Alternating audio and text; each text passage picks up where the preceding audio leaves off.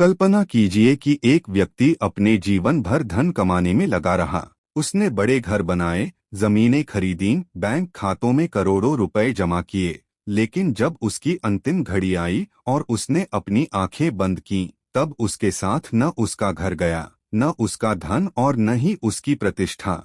उसके साथ गया तो केवल उसका कर्म। यही वह सत्य है जिसे गरुड़ पुराण बार बार मनुष्य को समझाने का प्रयास करता है। संसार में जितनी भी वस्तुएं दिखाई देती हैं, वे सब यहीं रह जाती हैं, लेकिन मनुष्य द्वारा किए गए कर्म उसकी आत्मा के साथ यात्रा करते हैं।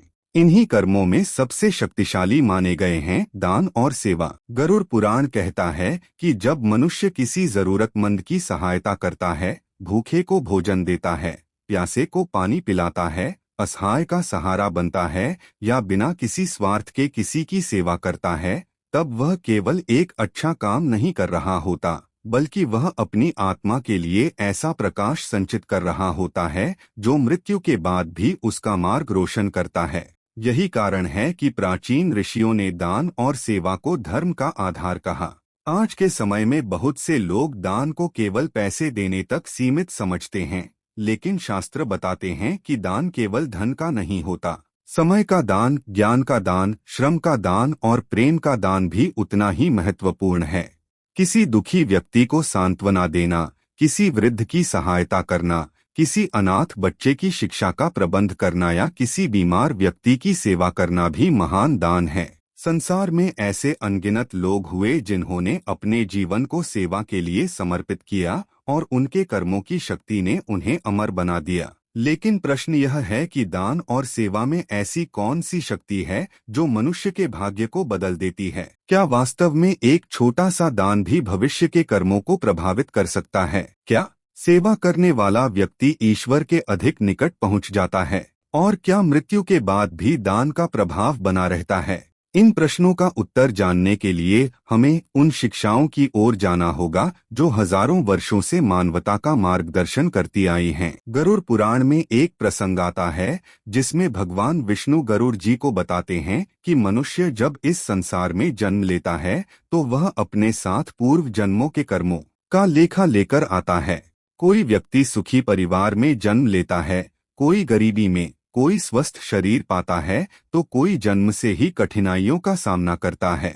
यह सब केवल संयोग नहीं है, बल्कि कर्मों का परिणाम है। लेकिन भगवान विष्णु यह भी बताते हैं कि वर्तमान जीवन में किए गए दान और सेवा ऐसे कर्म हैं जो भविष्य के दुखों को कम करने की क्षमता रखते हैं। कल्पना कीजिए कि किसी व्यक्ति ने पूर्व जन्म में कुछ ऐसे कर्म किए जिनके कारण उसे कठिन परिस्थितियों का सामना करना है। यदि वह इस जन्म में निस्वार्थ सेवा और दान करता है तो उसके जीवन में आने वाले कई संकट हल्के हो सकते हैं। यह कोई जादू नहीं बल्कि कर्मों का सूक्ष्म विज्ञान है। जिस प्रकार बीज बोने पर समय आने पर फल प्राप्त होता है, उसी प्रकार दान और सेवा के बीज भी समय आने पर फल देते हैं। कभी यह फल धन के रूप में मिलता है, कभी स्वास्थ्य के रूप में, कभी मानसिक शांति के रूप में और कभी ऐसे अदृश्य संरक्षण के रूप में जिसे मनुष्य समझ भी नहीं पाता।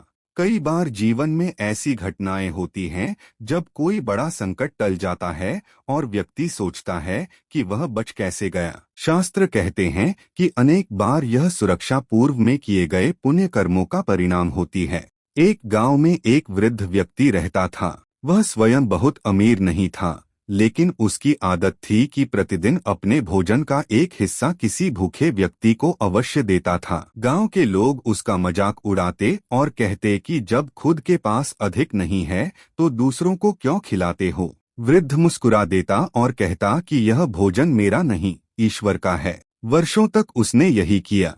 एक दिन भयंकर बाढ़ आई, गांव के अधिकांश घर बह गए। लोग अपनी जान बचाने के लिए संघर्ष कर रहे थे। उसी समय कुछ नाविक वहां पहुंचे और उन्होंने सबसे पहले उसी वृद्ध को सुरक्षित स्थान पर पहुंचाया। बाद में पता चला कि उन नाविकों में से एक व्यक्ति बचपन में वही बालक था जिसे कभी इस वृद्ध ने भूखा देखकर भोजन कराया था। लेकिन कहानी यहीं समाप्त नहीं होती। गरुड़ पुराण की दृष्टि से देखें तो यह केवल संयोग नहीं था। यह उस सेवा का प्रतिफल था जो वर्षों पहले बिना किसी अपेक्षा के की गई थी। कर्मों का चक्र कभी रुकता नहीं। जो हम दूसरों को देते हैं वह किसी न किसी रूप में वापस हमारे पास आता है। यही कारण है कि शास्त्र कहते हैं कि दान कभी नष्ट नहीं होता, वह ब्रह्मांड के सूक्ष्म लेखे में सुरक्षित रहता है। आज की दुनिया में लोग सफलता के पीछे भाग रहे हैं। उन्हें लगता है कि अधिक धन, अधिक शक्ति और अधिक प्रसिद्धि ही जीवन का लक्ष्य है। लेकिन यदि हम इतिहास को देखें तो पाएंगे कि सबसे अधिक सम्मान उन लोगों को मिला जिन्होंने दूसरों के लिए जिया, जिन राजाओं ने दान दिया, जिन संतों ने सेवा की, जिन लोगों ने अपने सुख से पहले दूसरों के दुख को देखा, उन्हें आज भी याद किया जाता है। इसका कारण केवल उनकी प्रसिद्धि नहीं बल्कि उनके कर्मों की ऊर्जा है। जब कोई व्यक्ति स्वार्थ छोड़कर सेवा करता है तब उसके भीतर करुणा का विकास होता है। करुणा मनुष्य को ईश्वर के निकट ले जाती है। जिस हृदय में करुणा है वहाँ अहंकार टिक नहीं सकता, और जहाँ अहंकार नहीं होता वहाँ आध्यात्मिक विकास तेजी से होता है। यही कारण है कि लगभग सभी धर्मों और आध्यात्मिक परंपराओं में सेवा को सर्वोच्च साधना माना गया है। गरुड़ पुराण में कहा गया है कि मृत्यु के बाद आत्मा जब यमलोक की ओर बढ़ती है तब उसे अपने कर्मों का सामना करना पड़ता है। उस समय धन, पद और शक्ति किसी काम नहीं आते, केवल पुण्य कर्म ही सहायता करते हैं। विशेष रूप से अन्नदान, जलदान और निस्वार्थ सेवा को अत्यंत महत्वपूर्ण बताया गया है। कहा जाता है कि जिसने भूखे को भोजन कराया हो उसकी आत्मा को मृत्यु के बाद की यात्रा में विशेष सहायता प्राप्त होती है। जिसने प्यासे को पानी दिया हो उसे कठिन मार्गों में राहत मिलती है। यह प्रतीकात्मक भाषा हो सकती है, लेकिन इसका गहरा संदेश है कि दूसरों के कष्ट दूर करने वाला व्यक्ति स्वयं भी भविष्य में सहायता प्राप्त करता है। ब्रह्मांड का नियम संतुलन पर आधारित है। जो दूसरों को राहत देता है उसे भी राहत मिलती है, जो दूसरों को दुख देता है उसे भी दुख का अनुभव करना पड़ता है। लेकिन यहाँ एक महत्वपूर्ण प्रश्न उठता है, यदि दान इतना महान है तो क्या केवल दिखावे के लिए किया गया दान भी उतना ही फल देता है? गरुड़ पुराण का उत्तर स्पष्ट है, नहीं। दान का मूल्य केवल वस्तु में नहीं, भावना में है। यदि कोई व्यक्ति लाखों रुपए केवल प्रसिद्धि पाने के लिए दान करता है, जबकि दूसरा व्यक्ति अपनी छोटी सी आय में से थोड़ा हिस्सा प्रेम और करुणा से देता है, तो शास्त्र दूसरे व्यक्ति के दान को अधिक मूल्यवान मानते हैं। कारण यह है कि ईश्वर वस्तु नहीं, भावना देखते हैं। दान का वास्तविक उद्देश्य किसी पर उपकार करना नहीं, बल्कि अपने भीतर की स्वार्थ भावना को कम करना है। जब मनुष्य देना सीखता है तब वह धीरे धीरे उस भय से मुक्त होने लगता है जो उसे हमेशा कमी का अनुभव कराता है। देने वाला व्यक्ति विश्वास करना सीखता है कि ब्रह्मांड में पर्याप्त है और ईश्वर उसकी आवश्यकताओं का ध्यान रखेंगे। एक बार एक साधु ने अपने शिष्य से पूछा, यदि तुम्हारे पास केवल एक रोटी हो और सामने एक भूखा व्यक्ति खड़ा हो तो तुम क्या करोगे? शिष्य ने कहा, मैं आधी रोटी उसे दे दूंगा। साधु मुस्कुराए और बोले, यह अच्छा है, लेकिन जब तुम्हारे मन में यह भावना आए कि पूरी रोटी उसी की है और तुम केवल माध्यम हो, तब तुम्हें दान का वास्तविक अर्थ समझ आएगा। यह शिक्षा सुनने में सरल लगती है, लेकिन जीवन में उतारना कठिन है। मनुष्य संग्रह करना चाहता है, जबकि आध्यात्मिकता बांटना सिखाती है। यही संघर्ष जीवन की सबसे बड़ी परीक्षा है। समय के साथ मनुष्य यह भूल जाता है कि उसका शरीर भी एक दिन समाप्त हो जाएगा। वह धन इकट्ठा करता है, वस्तुएं जमा करता है और सोचता है कि यही उसकी सुरक्षा है। लेकिन मृत्यु सब कुछ पीछे छोड़ देती है, केवल कर्म आगे बढ़ते हैं। इसलिए गरुड़ पुराण बार बार याद दिलाता है कि जो कुछ भी तुम्हारे पास है वह स्थायी नहीं है। यदि उसे केवल अपने लिए उपयोग करोगे तो उसका लाभ सीमित रहेगा, लेकिन यदि उसे दूसरों के कल्याण में लगाओगे तो वही वस्तु अनंत पुण्य का कारण बन सकती है। एक थाली भोजन किसी भूखे के लिए जीवन बन सकती है। एक पुस्तक किसी बच्चे का भविष्य बदल सकती है। एक सांत्वना भरा शब्द किसी टूटे हुए व्यक्ति को फिर से जीने की प्रेरणा दे सकता है। यही सेवा की शक्ति है।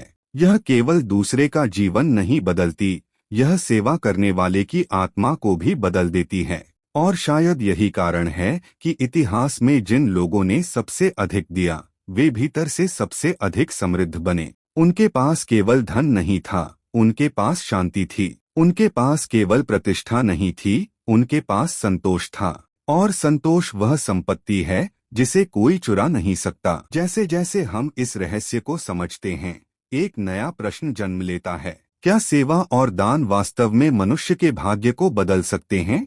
क्या ऐसे उदाहरण हैं जहां एक छोटे से पुण्य कर्म ने किसी व्यक्ति के जीवन की दिशा ही बदल दी?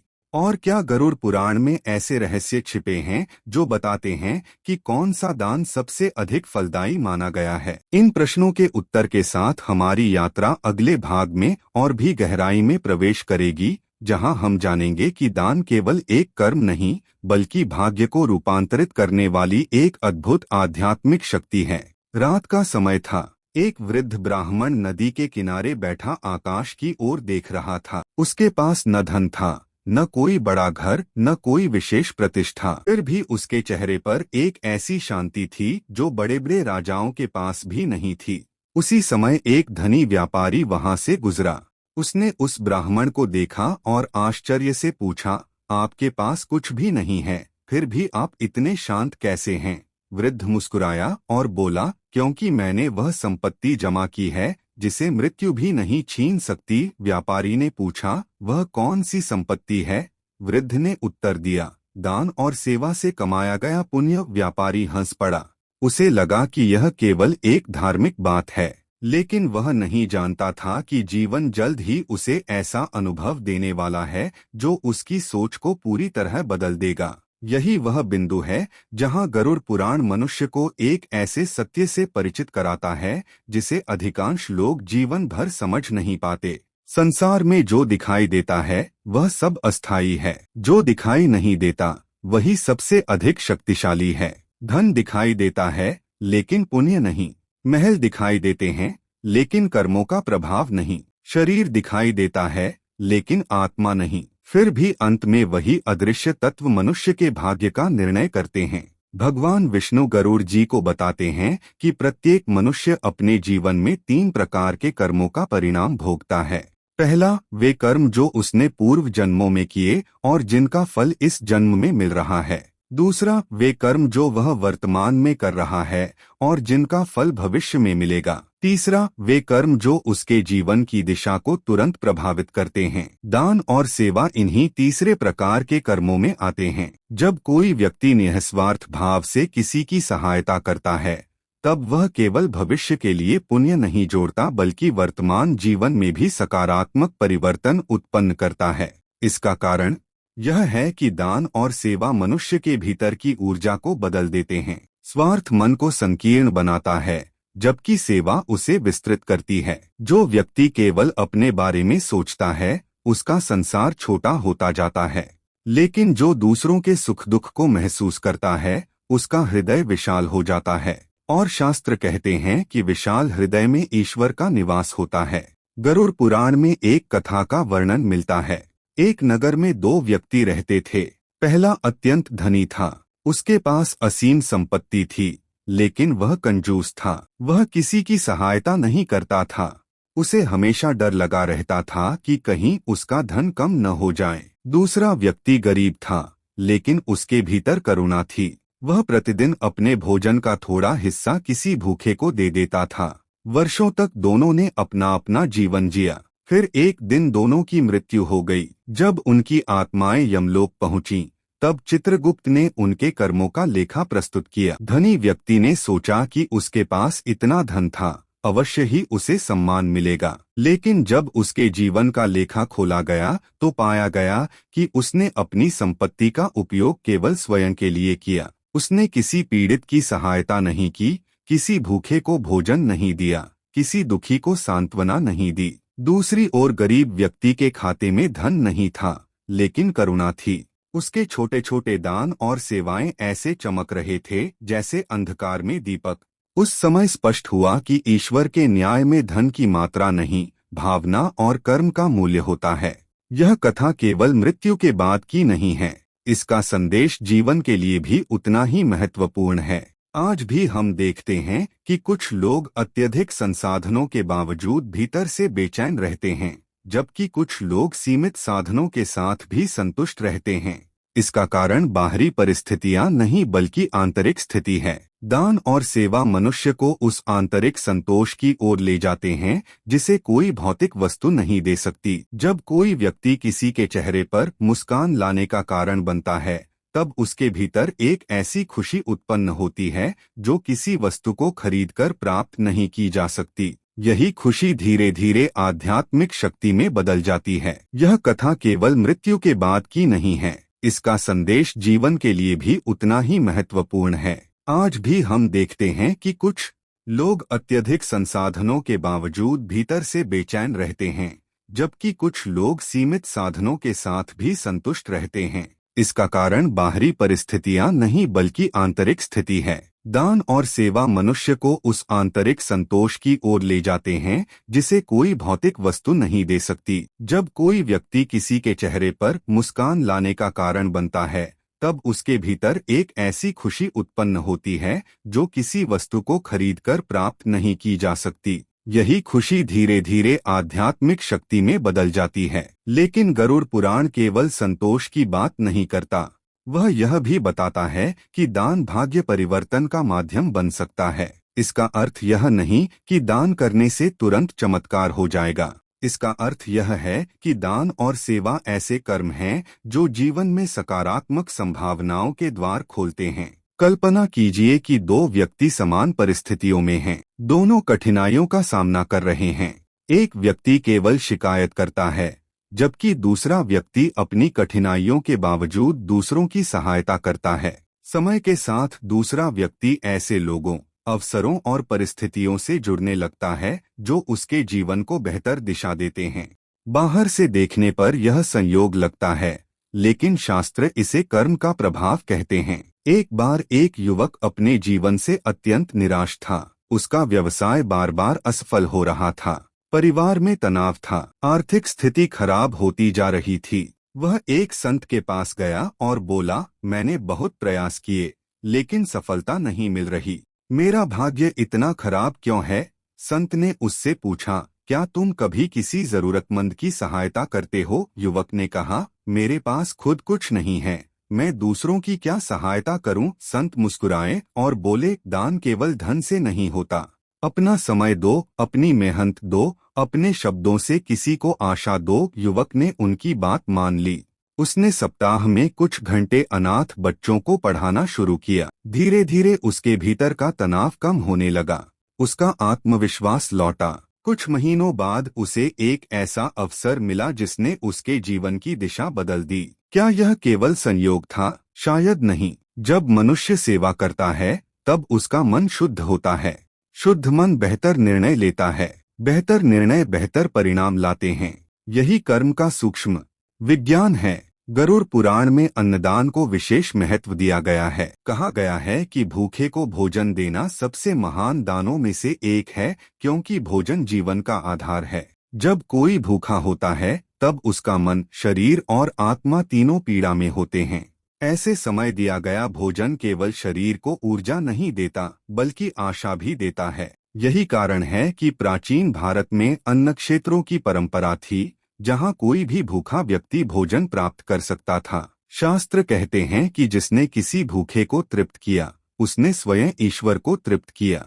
यह विचार केवल धार्मिक नहीं बल्कि मानवीय भी है। जब हम किसी भूखे को भोजन देते हैं तब हम जीवन का सम्मान करते हैं। इसी प्रकार जलदान को भी अत्यंत पुण्यकारी माना गया है। कल्पना कीजिए, किसी तपती दोपहर में एक प्यासा यात्री रास्ते में चल रहा है। यदि कोई उसे पानी पिला दे तो वह केवल उसकी प्यास नहीं बुझाता बल्कि उसे राहत, शक्ति और जीवन देता है। प्राचीन काल में लोग रास्तों पर कुएं बनवाते थे, प्याऊ लगवाते थे और यात्रियों के लिए जल की व्यवस्था करते थे। यह केवल सामाजिक सेवा नहीं थी, यह आध्यात्मिक साधना भी थी, क्योंकि जो व्यक्ति दूसरों की मूल आवश्यकताओं की चिंता करता है वह ईश्वर की सृष्टि के प्रति अपना कर्तव्य निभाता है। लेकिन सबसे बड़ा दान कौन सा है? इस प्रश्न का उत्तर शास्त्र बड़े सुंदर ढंग से देते हैं। वे कहते हैं कि ज्ञानदान सर्वोच्च दानों में से एक है।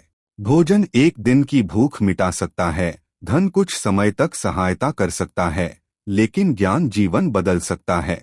जो व्यक्ति किसी को शिक्षा देता है मार्गदर्शन देता है या सत्य की ओर प्रेरित करता है, वह केवल एक व्यक्ति की नहीं बल्कि आने वाली पीढ़ियों की सहायता करता है। इसलिए ऋषियों ने ज्ञानदान को अत्यंत पवित्र माना। और दूसरा व्यक्ति अंधेरे में भटके हुए एक यात्री के लिए एक छोटा सा दीपक जलाए तो बताओ किसका प्रकाश अधिक मूल्यवान है। युवक कुछ क्षण मौन रहा, फिर उसने धीरे से कहा, उस व्यक्ति का जिसने किसी की सहायता के लिए दीपक जलाया। साधु ने सिर हिलाया और बोले, यही दान का रहस्य है।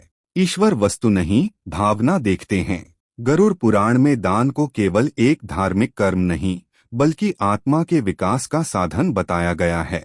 शास्त्र कहते हैं कि मनुष्य जब जन्म लेता है तब उसके भीतर अनेक प्रकार की इच्छाएं, भय और आसक्तियां होती हैं।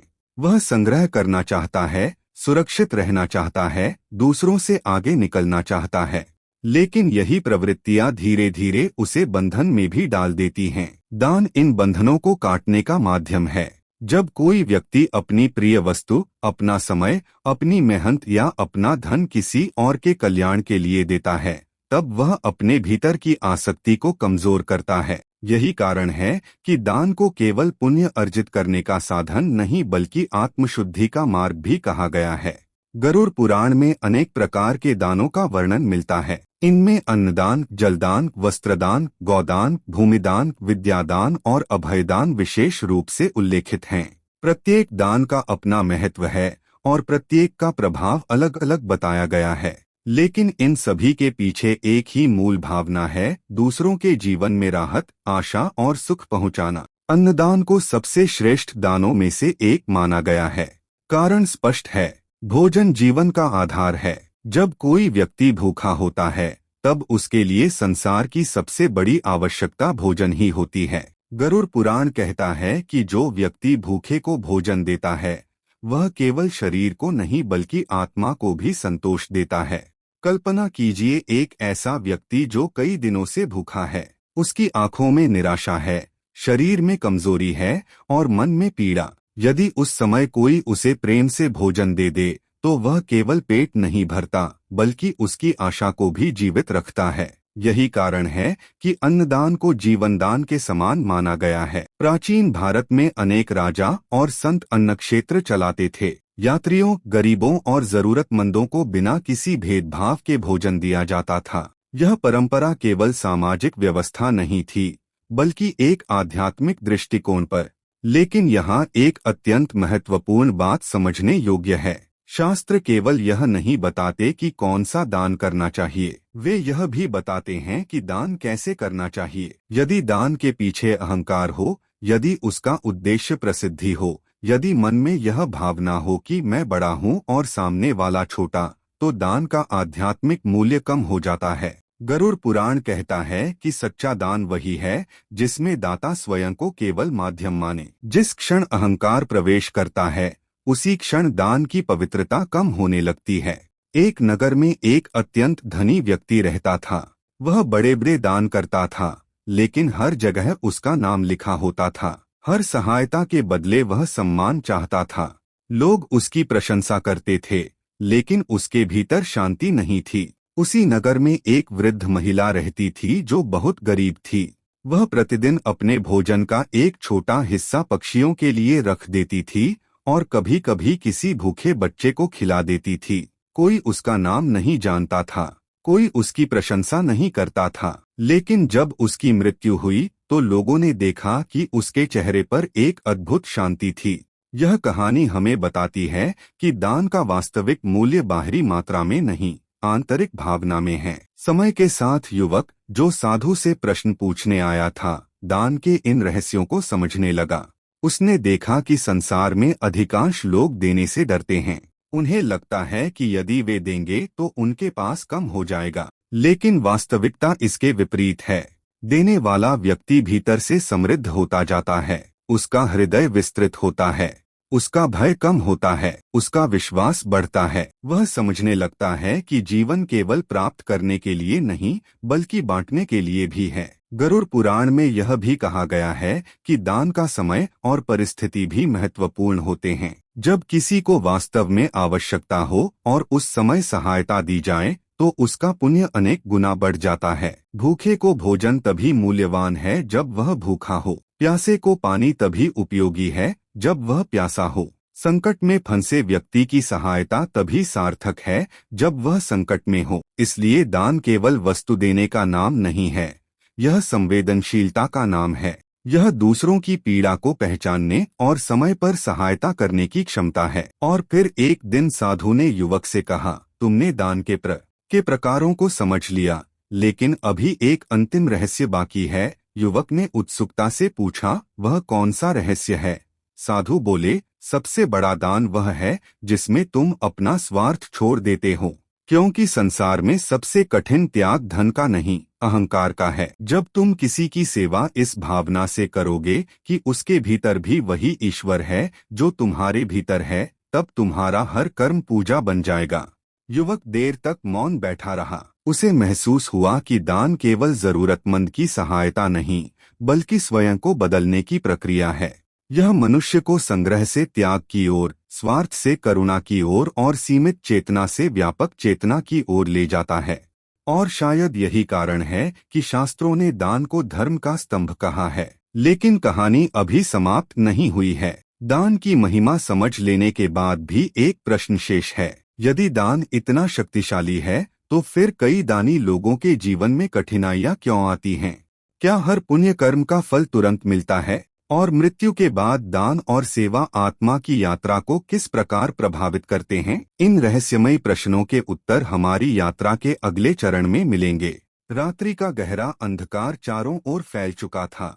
आकाश में असंख्य तारे चमक रहे थे, मानो ब्रह्मांड स्वयं किसी रहस्य को प्रकट करने की प्रतीक्षा कर रहा हो। एक प्राचीन आश्रम के शांत वातावरण में बैठे ऋषि के सामने उनका शिष्य मौन होकर बैठा था। पिछले कई दिनों से वह दान और सेवा के महत्व को सुन रहा था, लेकिन उसके मन में एक प्रश्न बार बार उठ रहा था। अंततः उसने पूछ ही लिया, गुरुदेव, यदि दान और सेवा इतने महान हैं, तो फिर अच्छे लोगों के जीवन में दुख क्यों आते हैं? कई बार हम देखते हैं कि जो दूसरों की सहायता करते हैं, उन्हें भी कठिनाइयों का सामना करना पड़ता है। क्या उनके पुण्य व्यर्थ हो जाते हैं? ऋषि ने उसकी ओर देखा। उनके चेहरे पर करुणा और ज्ञान की गहराई झलक रही थी। उन्होंने कहा, यही वह प्रश्न है जिसने हजारों वर्षों से मनुष्यों को उलझाया है। इसका उत्तर समझे बिना कोई भी कर्म के रहस्य को नहीं समझ सकता। गरुड़ पुराण कहता है कि मनुष्य का जीवन केवल वर्तमान जन्म तक सीमित नहीं है। आत्मा अनादि है, वह अनेक जन्मों की यात्रा करती है और हर जन्म में किए गए कर्म उसके साथ चलते हैं। जब हम किसी व्यक्ति को दुख में देखते हैं, तो हम केवल उसके वर्तमान जीवन का एक छोटा सा भाग देख रहे होते हैं। हम उसके पिछले जन्मों के कर्मों को नहीं जानते। इसलिए कभी कभी ऐसा प्रतीत होता है कि कोई अच्छा व्यक्ति बिना कारण दुख भोग रहा है, लेकिन शास्त्र कहते हैं कि ब्रह्मांड में कुछ भी बिना कारण नहीं होता। प्रत्येक अनुभव किसी न किसी कर्म का परिणाम होता है। फिर भी इसका अर्थ यह नहीं कि दान और सेवा व्यर्थ हैं। इसके विपरीत यही वे कर्म हैं जो आत्मा की यात्रा को प्रकाशमय बनाते हैं। गरुड़ पुराण में वर्णन आता है कि मृत्यु के बाद आत्मा एक ऐसे मार्ग पर आगे बढ़ती है जहां उसे अपने सभी कर्मों का सामना करना पड़ता है। उस समय न परिवार साथ जाता है, न मित्र, न धन, न पद, न प्रतिष्ठा। केवल कर्म ही आत्मा के साथी बनते हैं। यदि जीवन में मनुष्य ने दूसरों को कष्ट दिया है, तो वे कर्म उसके मार्ग को कठिन बनाते हैं। यदि उसने करुणा, सेवा और दान का जीवन जिया है, तो वही कर्म उसके लिए प्रकाश का स्रोत बन जाते हैं। कल्पना कीजिए एक ऐसे व्यक्ति की जिसने अपने जीवन का अधिकांश भाग केवल अपने स्वार्थ के लिए जिया। उसने धन कमाया, लोगों का उपयोग किया, दूसरों के दुखों की उपेक्षा की। बाहर से वह सफल दिखाई देता था, लेकिन उसके भीतर करुणा का अभाव था। जब उसकी मृत्यु होती है, तब उसकी आत्मा अपने साथ वही संस्कार लेकर जाती है। दूसरी ओर एक ऐसा व्यक्ति है जिसने सीमित साधनों के बावजूद दूसरों की सहायता की। उसने भूखे को भोजन दिया, बीमार की सेवा की, दुखी को सांत्वना दी और जहां संभव हुआ वहां करुणा दिखाई। जब उसकी आत्मा शरीर छोड़ती है, तब उसके साथ केवल स्मृतियां नहीं जाती, बल्कि उन कर्मों की सूक्ष्म ऊर्जा भी जाती है। यही ऊर्जा आगे की यात्रा को प्रभावित करती है। गरुड़ पुराण में कहा गया है कि आत्मा जब यमलोक की ओर बढ़ती है तब उसे अपने कर्मों के अनुसार अनुभव प्राप्त होते हैं। यह वर्णन प्रतीकात्मक भी माना जा सकता है और आध्यात्मिक भी। इसका सार यह है कि मनुष्य अपने कर्मों से बच नहीं सकता। जो उसने बोया है वही उसे काटना होगा। लेकिन यहाँ दान और सेवा की शक्ति प्रकट होती है, क्योंकि ये ऐसे कर्म हैं जो आत्मा के चारों ओर पुण्य का एक संरक्षण कवच बनाते हैं। जैसे अंधेरी रात में एक दीपक मार्ग दिखाता है, वैसे ही पुण्य कर्म आत्मा को दिशा देते हैं। कहा जाता है कि एक बार एक राजा ने एक महात्मा से पूछा, मृत्यु के बाद मनुष्य का सबसे बड़ा सहारा क्या होता है?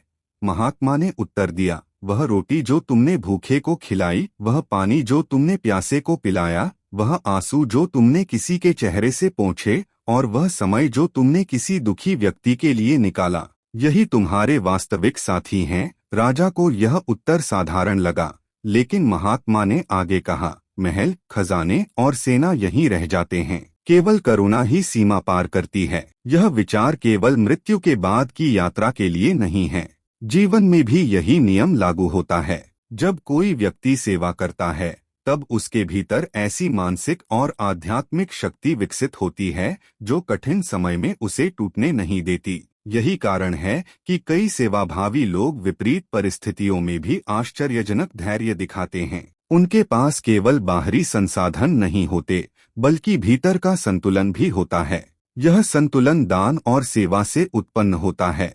लेकिन शिष्य के मन में अभी भी एक प्रश्न था। उसने पूछा, यदि पुण्य कर्म आत्मा की रक्षा करते हैं तो क्या इसका अर्थ है कि दान करने वाला कभी दुख नहीं भोगेगा? ऋषि मुस्कुराए और बोले, नहीं, पुण्य कर्म दुखों को पूरी तरह समाप्त नहीं करते, वे उन्हें अर्थ देते हैं। वे मनुष्य को शक्ति देते हैं कि वह कठिनाइयों का सामना कर सके।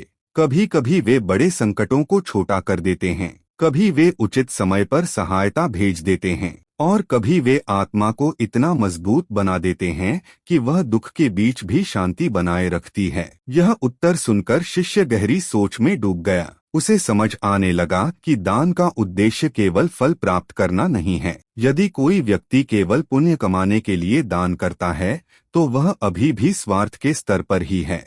वास्तविक दान वह है जो करुणा से उत्पन्न हो। जब मनुष्य किसी की सहायता इसलिए करता है क्योंकि वह उसके दुख को महसूस कर सकता है, तब उसका कर्म अधिक शुद्ध हो जाता है। गरुड़ पुराण में एक और महत्वपूर्ण बात कही गई है, सेवा केवल मनुष्यों तक सीमित नहीं है। पशुओं, पक्षियों, प्रकृति और समस्त जीवों के प्रति करुणा भी पुण्य का कारण बनती है। जो व्यक्ति किसी घायल पशु की सहायता करता है, जो पेड़ लगाता है, जो जीवों की रक्षा करता है, वह भी सेवा के मार्ग पर है, क्योंकि ईश्वर की सृष्टि में हर जीव का स्थान है। करुणा की दृष्टि जितनी व्यापक होती है, आत्मा उतनी ही विकसित होती है। एक बार एक वृद्ध महिला प्रतिदिन अपने घर के बाहर पक्षियों के लिए दाना रखती थी। लोग उसका मजाक उड़ाते थे। वे कहते, इससे क्या लाभ होगा? लेकिन वह मुस्कुराकर कहती, यदि मेरी थोड़ी सी सहायता किसी जीव का दिन आसान बना सकती है तो यही पर्याप्त है। वर्षों बाद जब वह संसार छोड़कर गई, तब उसके पड़ोसी उसे किसी बड़ी उपलब्धि के लिए नहीं, बल्कि उसकी करुणा के लिए याद करते थे। यही सेवा की वास्तविक पहचान है। यह केवल कार्य नहीं, बल्कि जीवन जीने का तरीका है। धीरे धीरे शिष्य को समझ आने लगा कि दान और सेवा का प्रभाव केवल बाहरी दुनिया में नहीं होता, यह आत्मा को भी बदल देता है। जो व्यक्ति सेवा करता है, उसका हृदय नरम होता जाता है, उसमें क्षमा बढ़ती है, उसका अहंकार कम होता है, वह दूसरों को अपने से अलग नहीं मानता, और यही आध्यात्मिक विकास का आधार है। ऋषि ने कहा, याद रखो, मृत्यु के बाद आत्मा को सबसे अधिक आवश्यकता किसी वस्तु की नहीं होती, बल्कि प्रकाश की होती है, और यह प्रकाश दान, सेवा, सत्य और करुणा से उत्पन्न होता है। जिसने जीवन में यह प्रकाश संचित किया है, उसकी यात्रा सरल होती है। जिसने केवल संग्रह किया है, उसे अंत में पता चलता है कि उसने बहुत कुछ पाया, लेकिन वह सब यहीं छोड़ना पड़ा। शिष्य की आंखों में अब एक नई समझ थी। उसे महसूस हुआ कि मनुष्य का वास्तविक मूल्य उसके पास क्या है, इससे नहीं मापा जाता, बल्कि उससे मापा जाता है कि उसने अपने जीवन से दूसरों के जीवन में कितना प्रकाश पहुंचाया। धन, शक्ति और प्रसिद्धि समय के साथ समाप्त हो सकते हैं, लेकिन करुणा का प्रभाव बहुत दूर तक जाता है। एक छोटा सा दान, एक सच्ची सेवा, एक निस्वार्थ सहायता, ये सब आत्मा की यात्रा में ऐसे दीपक बन जाते हैं जो कभी नहीं बुझते। लेकिन अभी एक अंतिम और सबसे गहरा रहस्य बाकी था। क्या दान और सेवा केवल पुण्य कमाने का साधन है, या वे मोक्ष का मार्ग भी बन सकते हैं? क्या कोई मनुष्य केवल करुणा और निस्वार्थ सेवा के माध्यम से ईश्वर के निकट पहुंच सकता है? और जीवन का वह अंतिम सत्य क्या है जिसे समझ लेने के बाद दान केवल कर्म नहीं बल्कि साधना बन जाता है? इन प्रश्नों के उत्तर हमारी यात्रा के अंतिम भाग में मिलेंगे, जहां हम जानेंगे कि गरुड़ पुराण के अनुसार दान और सेवा मनुष्य को मोक्ष की ओर कैसे ले जाते हैं। का समय था। पूर्व दिशा में सूर्य की पहली किरणें धीरे धीरे अंधकार को मिटा रही थीं। पक्षियों का मधुर कलरव वातावरण में गूंज रहा था। आश्रम के प्रांगण में बैठे ऋषि के सामने उनका शिष्य मौन होकर बैठा था। कई दिनों की चर्चा के बाद अब वह दान, सेवा, कर्म और आत्मा की यात्रा के बारे में बहुत कुछ समझ चुका था। फिर भी उसके भीतर एक अंतिम प्रश्न शेष था। उसने धीरे से पूछा, गुरुदेव, यदि दान और सेवा इतने महान हैं, यदि वे आत्मा की रक्षा करते हैं, यदि वे जीवन को प्रकाशमय बनाते हैं, तो क्या वे मनुष्य को मोक्ष तक भी पहुंचा सकते हैं? क्या केवल करुणा और निस्वार्थ सेवा के माध्यम से ईश्वर को पाया जा सकता है? ऋषि ने अपनी आंखें बंद कर ली। कुछ क्षणों तक गहरा मौन छाया रहा। फिर उन्होंने कहा, यही वह प्रश्न है जो इस पूरी यात्रा का अंतिम द्वार खोलता है। गरुड़ पुराण केवल मृत्यु, यमलोक और कर्मफल का ग्रंथ नहीं है। उसका अंतिम उद्देश्य मनुष्य को भयभीत करना नहीं, बल्कि उसे जागृत करना है। वह बार बार याद दिलाता है कि यह जीवन केवल भोग के लिए नहीं मिला, यह आत्मा की उन्नति का अवसर है। मनुष्य संसार में आता है, संबंध बनाता है, सुख दुख का अनुभव करता है, धन कमाता है, संघर्ष करता है और एक दिन शरीर छोड़ देता है। यदि पूरी यात्रा केवल इतना ही होती तो जीवन का कोई गहरा अर्थ नहीं होता। लेकिन शास्त्र कहते हैं कि प्रत्येक जन्म आत्मा को उसके वास्तविक स्वरूप की ओर ले जाने का अवसर है, और इस यात्रा में दान और सेवा अत्यंत महत्वपूर्ण भूमिका निभाते हैं। मनुष्य के भीतर सबसे बड़ा बंधन क्या है? धन नहीं, गरीबी नहीं, परिस्थितियां नहीं। सबसे बड़ा बंधन है अहंकार। वही अहंकार जो कहता है, यह मेरा है, मैं सबसे महत्वपूर्ण हूँ, मेरा लाभ सबसे पहले है। यही अहंकार मनुष्य को दूसरों से अलग महसूस कराता है। यही उसे स्वार्थ की ओर ले जाता है, और यही उसे बार बार कर्मों के बंधन में बांधता है। जब कोई व्यक्ति निस्वार्थ सेवा करता है, तब वह धीरे धीरे इस अहंकार को कमजोर करता है। वह सीखता है कि जीवन केवल अपने लिए नहीं है। वह समझने लगता है कि जिस पीड़ा का अनुभव उसे होता है, वही पीड़ा दूसरे भी महसूस करते हैं। जिस सुख की इच्छा उसे है, वही इच्छा हर जीव में है। यही समझ करुणा को जन्म देती है, और करुणा आध्यात्मिक जागरण तक नहीं पहुंचा सकता। और यदि तुम्हारा हृदय प्रेम और सेवा से भरा है, तो संसार का हर स्थान मंदिर बन सकता है। यह उत्तर सुनने में सरल लगता है, लेकिन इसमें गहरा आध्यात्मिक रहस्य छिपा है। दान और सेवा का सबसे बड़ा प्रभाव यह नहीं कि वे भविष्य में पुण्य देते हैं। उनका सबसे बड़ा प्रभाव यह है कि वे मनुष्य को बदल देते हैं। धीरे धीरे उसका दृष्टिकोण बदलता है। वह शिकायत कम और कृतज्ञता अधिक करने लगता है। वह संग्रह कम और बांटना अधिक सीखता है। वह दूसरों की कमियां देखने के बजाय उनके दुखों को समझने लगता है, और यही परिवर्तन आत्मा की वास्तविक प्रगति है। समय के साथ वह व्यापारी, जिसकी कहानी हमने पहले सुनी थी, वृद्ध हो गया। उसने जीवन में बहुत धन कमाया, बहुत उतार चढ़ाव देखे, लेकिन जब उसने सेवा का मार्ग अपनाया, तब पहली बार उसे वह शांति मिली जिसकी खोज वह वर्षों से कर रहा था। अपने अंतिम दिनों में उसने अपने परिवार से कहा, मैंने जीवन भर सोचा कि संपत्ति मुझे सुरक्षित बनाएगी, लेकिन अब समझ आया है कि वास्तविक सुरक्षा मेरे बैंक खातों में नहीं, बल्कि उन लोगों की प्रार्थनाओं में है जिनकी मैंने सहायता की। वास्तविक संपत्ति वह नहीं जो मैंने जमा की, बल्कि वह है जो मैंने बांटी। उसकी मृत्यु शांतिपूर्वक हुई, लोगों ने उसे एक धनी व्यक्ति के रूप में नहीं बल्कि एक दयालु व्यक्ति के रूप में याद किया, और शायद यही किसी भी मनुष्य की सबसे बड़ी उपलब्धि है। जब उसके जाने के बाद लोग उसकी संपत्ति नहीं बल्कि उसकी करुणा को याद करें। गरुड़ पुराण का अंतिम संदेश भी कुछ ऐसा ही है। वह कहता है कि संसार में जो कुछ भी तुम्हारे पास है वह अस्थायी है। शरीर अस्थायी है, धन अस्थायी है, यश अस्थायी है, संबंध भी समय के साथ बदल सकते हैं, लेकिन तुम्हारे कर्म तुम्हारे साथ चलते हैं। इसलिए ऐसा जीवन जियो कि जब अंतिम समय आए तो तुम्हें यह पछतावा न हो कि तुमने केवल अपने लिए जिया। ऐसा जीवन जियो कि तुम्हारे कारण किसी भूखे को भोजन मिला हो, किसी निराश को आशा मिली हो, किसी अकेले को सहारा मिला हो, किसी दुखी को सांत्वना मिली हो। क्योंकि अंत में मनुष्य से यह नहीं पूछा जाएगा कि उसने कितना कमाया, उससे यह पूछा जाएगा कि उसने अपने जीवन से कितना प्रकाश फैलाया, उसने कितनों के आंसू पोंछे, उसने कितनों को मुस्कान दी, उसने कितनों के जीवन को थोड़ा बेहतर बनाया। यही प्रश्न उसके कर्मों का वास्तविक मूल्य तय करेंगे। और जब आत्मा शरीर छोड़कर आगे बढ़ेगी तब उसके साथ न कोई खजाना होगा, न कोई पदवी। उसके साथ केवल वही अदृश्य दीपक होंगे जिन्हें उसने अपने जीवन में दान, सेवा, प्रेम और करुणा से जलाया होगा। वही दीपक उसके मार्ग को प्रकाशित करेंगे, वही उसकी वास्तविक संपत्ति होंगे, वही उसका वास्तविक धर्म होगा। यही गरुड़ पुराण का संदेश है। दान केवल देने का कार्य नहीं है, सेवा केवल सहायता का माध्यम नहीं है। ये दोनों आत्मा को स्वार्थ से मुक्त करने वाली शक्तियां हैं। ये मनुष्य को उसके भीतर छिपे दिव्य स्वरूप के निकट ले जाती हैं।